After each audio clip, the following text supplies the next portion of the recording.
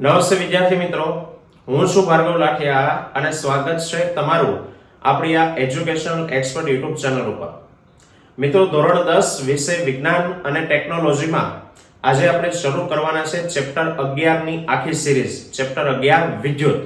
તો મિત્રો, ખૂબ જ કામનું ધોરણ 10 માટે પણ આ ચેપ્ટર છે અને જે મિત્રો આવતા વર્ષે સાયન્સમાં એડમિશન લેવાના છો મિત્રો, સાયન્સ માટે પણ ત્યાં પણ વિદ્યુતને લગતી વસ્તુ આવશે તો ત્યારે આ વસ્તુ તમારો ત્યાં પાયો છે તે બનશે.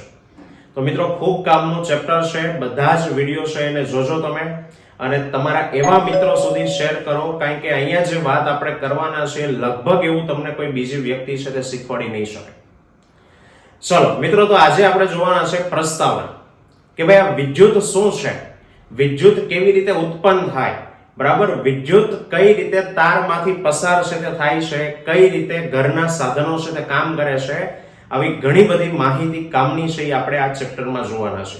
તો પ્રસ્તાવનાની વાત કરીએ મિત્રો કે ભાઈ આજના સમયમાં આપણે જોઈએ એ પ્રમાણે ભાઈ બધી જ જગ્યાએ વિદ્યુત છે તે ફેલાયેલું છે.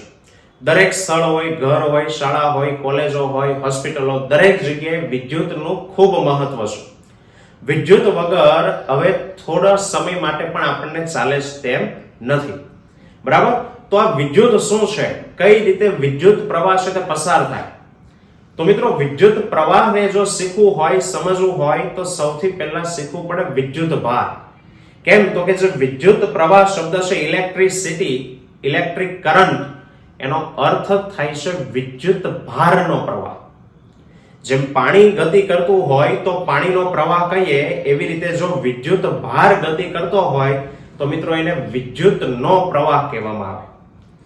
તો વિદ્યુત પ્રવાહ આપણે શીખવાનો છે, તો વિદ્યુત પ્રવાહ શીખવા માટે પહેલા શું શીખવું પડે? વિદ્યુત ભાર શીખવું પડે. ચલો, તો વિદ્યુત ભાર શું છે એનીથી વાત કરીએ તો મિત્રો, વિદ્યુત ભાર એની કોઈ ચોક્કસ વ્યાખ્યા નથી. દરેક પદાર્થની અંદર વિદ્યુત ભાર હોય. જેવી રીતે દ્રવ્યમાન એ દરેક પદાર્થની અંદર હોય, દળ દરેકનું હોય, એની કોઈ ચોક્કસ વ્યાખ્યા નથી, એવી રીતે વિદ્યુત ભારની પણ કોઈ ચોક્કસ વ્યાખ્યા નથી, એ એનો ગુણ છે. હવે વિદ્યુત ભાર બે પ્રકારના હોય, ધન વિદ્યુત ભાર અને ઋણ વિદ્યુત ભાર. કોઈ કહે સાહેબ આપણને કઈ રીતે ખબર પડી કે ભાઈ વિદ્યુત ભારના બે પ્રકાર છે? તો કે એક પ્રવૃત્તિ લઈએ નાની એમથી કે ભાઈ એક રેશમનું કપડું લઈએ અને એની સાથે કાચનો સળિયો ઘસીએ, ત્યાર પછી એક ઊનનું કપડું લઈએ અને એની સાથે પ્લાસ્ટિકનો સળિયો ઘસીએ અને ઘસ્યા પછી બંને સળિયાઓને નજીકમાં લાવીએ છીએ ત્યારે બંને સળિયાઓ એકબીજાને આકર્ષે છે. તો મિત્રો, આકર્ષણ ત્યારે જ થાય જ્યારે એની અંદર કંઈક વીજભાર હોય, બરાબર. તો અહીંયા જે કાચનો સળિયો છે મિત્રો, એની ઉપર ધન વીજભાર આવે છે અને જે પ્લાસ્ટિકનો સળિયો છે એની ઉપર આવે છે ઋણ વીજભાર. તો આના પરથી કહી શકાય કે ભાઈ વિદ્યુત ભાર કેટલા પ્રકારના હોય છે? બે પ્રકારના, ધન વિદ્યુત ભાર અને ઋણ વિદ્યુત ભાર. હવે મિત્રો, પ્રણાલીગત રીતે વૈજ્ઞાનિકોએ જે ધન વિદ્યુત ભાર છે એટલે એને પ્રોટોન કીધા કે ભાઈ કોઈ પણ પરમાણુમાં જે ધન ભારિત કણ છે એ કોણ છે? પ્રોટોન. અને જે ઋણ ભારિત કણ છે એ છે ઇલેક્ટ્રોન. પ્રોટોન પરનો વીજભાર ધન છે, ઇલેક્ટ્રોન પરનો વીજભાર છે તે ઋણ છે, બરાબર. મિત્રો, બંનેના વીજભારનું જે મૂલ્ય છે ને મૂલ્ય સેમ છે. અત્યાર સુધી જેને તમે પ્રોટોનનો વીજભાર +1 કહેતા હતા એ +1 નથી. પ્રોટોનના વીજભારનું મૂલ્ય છે 1.6 × 10⁻⁹ કુલમ. અને એવી રીતે ઇલેક્ટ્રોનનો વીજભાર પણ મૂલ્ય સેમ છે 1.6 × 10⁻⁹ કુલમ, પણ ફેર ફક્ત બંનેના ચિહ્નનો છે. બંનેનું ચિહ્ન પરસ્પર વિરુદ્ધ. પ્રોટોન માટે +1.6 × 10⁻⁹ અને ઇલેક્ટ્રોન માટે -1.6 × 10⁻⁹ કુલમ.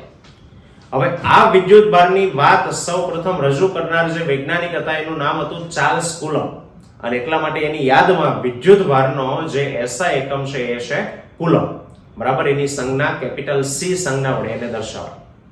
હવે મિત્રો, સહજાતીય વિદ્યુત ભારો હોય, મીન્સ કે સરખા ધન ધન છે, ઋણ ઋણ છે, તો એની વચ્ચે અપાકર્ષણ થાય, આપણને ખ્યાલ જ છે. અને એવી રીતે જો વિજાતીય હોય એટલે કે પ્લસ માઇનસ હોય, માઇનસ પ્લસ હોય, તો એની વચ્ચે શું થાય? આકર્ષણ થાય. તો મિત્રો, આ હતા વિદ્યુત ભાર વિશેની માહિતી. હવે આપણે કીધું કે જો પાણી ગતિ કરે તો પાણીનો પ્રવાહ રચાય, બરાબર. એવી રીતે વિદ્યુત ભાર જો ગતિ કરે તો વિદ્યુતનો પ્રવાહ એટલે કે વિદ્યુત પ્રવાહ રચાય.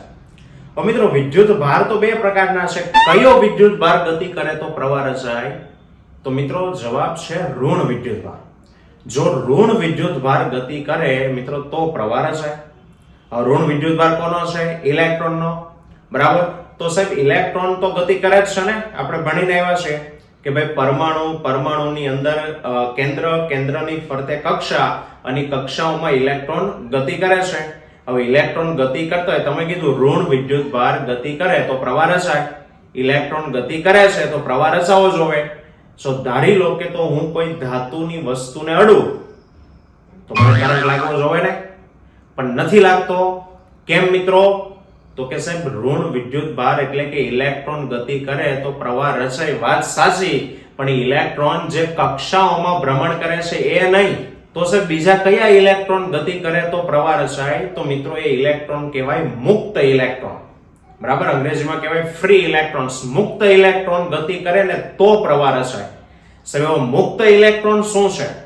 તો કે જ્યારે કોઈ ધાતુની રચના થતી હોય, ધાતુ, બરાબર, જમીનમાંથી કાચી ધાતુ મળતી હોય, ચેપ્ટર 3 માં છે તો તમે ભણ્યા હશો કે જમીનમાંથી કાચી ધાતુ મળે, પછી એની ઉપર ઘણી બધી પ્રોસેસ કરવામાં આવે, બરાબર, એને ગરમ કરે, એને ટીપે.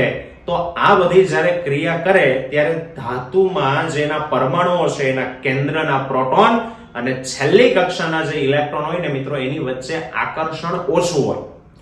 તો થાય એવું કે જ્યારે એને ટીપવામાં આવે છે, બરાબર, એને ગરમ કરવામાં આવે છે, ત્યારે છેલ્લી કક્ષાના જે ઇલેક્ટ્રોન છે ને એ પોતાનો પિતૃ પરમાણુ છોડી અને એમાંથી બહાર નીકળી જાય. હવે પોતાના પિતૃ પરમાણુમાંથી છોડીને બહાર નીકળી ગયા તો આવા બહાર નીકળેલા ઇલેક્ટ્રોન એને મુક્ત ઇલેક્ટ્રોન કહેવાય. અને આ મુક્ત ઇલેક્ટ્રોન ગતિ કરે તો મિત્રો પ્રવાહ રચાય. બરાબર, હા, અહીંયા એક વસ્તુ યાદ રાખજો કે જે ઇલેક્ટ્રોન બહાર નીકળ્યા એ પરમાણુમાંથી બહાર નીકળ્યા છે, જે ધાતુની વસ્તુ છે એમાંથી બહાર નથી નીકળી ગયા. કે ભાઈ લોખંડનો ટુકડો છે તો ટુકડામાંથી બહાર નથી નીકળ્યા, પણ એમાં એના જે પરમાણુઓ છે એ પરમાણુમાંથી એ શું થયા હોય? બહાર નીકળ્યા અને અંદર ગતિ કરતા હોય, એટલે એમાં શું રચાય? પ્રવાહ રચાય. હવે મિત્રો જે વસ્તુ એવી છે કે જેમાં આવા મુક્ત ઇલેક્ટ્રોનનું પ્રમાણ ખૂબ વધુ હોય તો એને કહેવાય સુવાહક. એને વિદ્યુતના શું કહેવાય? સુવાહક. એલ્યુમિનિયમ છે, કોપર છે, ચાંદી છે, બરાબર, કોઈ પણ બધી ધાતુઓ એમાં મુક્ત ઇલેક્ટ્રોનની સંખ્યા કેવી હોય મિત્રો? ખૂબ વધુ હોય, અને એટલે ધાતુઓમાંથી વિદ્યુત પ્રવાહ પસાર થાય. જ્યારે રબર, કાચ, પ્લાસ્ટિક, લાકડું, આ બધી વસ્તુઓ એવી છે મિત્રો કે એમાં મુક્ત ઇલેક્ટ્રોન હોતા નથી, અને એટલા માટે એમાં પ્રવાહ પસાર થતો નથી. બરાબર, તો મિત્રો પ્રવાહ પસાર થવા માટે યાદ રાખજો મુક્ત ઇલેક્ટ્રોન છે તે જવાબદાર છે. બરાબર, તો આ હતો આજનો આપણો ટોપિક. આવતા વિડીયોમાં વિદ્યુત પ્રવાહ કેવી રીતે રચાય, બરાબર, એના વિશેની વાત સાથે કરવાના છીએ. તો આવતા વિડીયોમાં ફરી પાછા મળીશું. ત્યાં સુધી જય હિન્દ, જય ભારત.